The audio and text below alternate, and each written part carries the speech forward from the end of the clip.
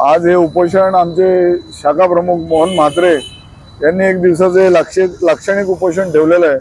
याच्यामध्ये मुद्दा असा आहे की ज्या रस्ता रुंदीकरणासाठी हे उपोषण चाललंय ते रस्ता रुंदीकरण अत्यंत महत्त्वाचं आहे आणि 2023 सालापासून ते प्रशासनाला वारंवार निवेदन देत आहेत। असं असताना सुद्धा गेल्या 2 वर्षापासून प्रशासन याकडे दुर्लक्ष करते।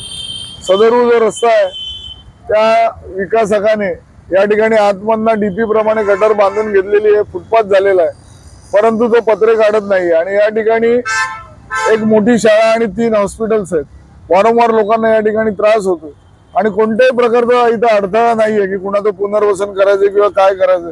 महापालिकेच्या नियमाने त्याची रस्ता रुंदीकरणाची जागा जाईल त्या मालकाची, त्याला DDR पण मिळणार आहे।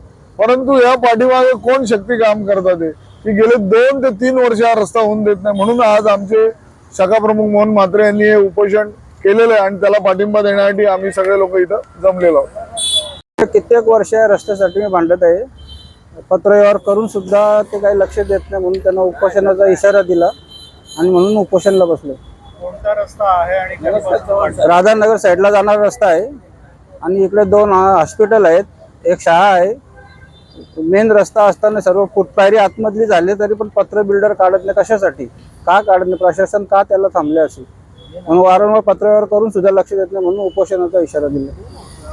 कुठे कुठे पाठपुरावा केला आणि आपल्याला काय आश्वासन? आश्वासन फक्त एवढंच देण्यात आलं का बोलतो काढतो पण काढायचा काही अजून आहे नाही।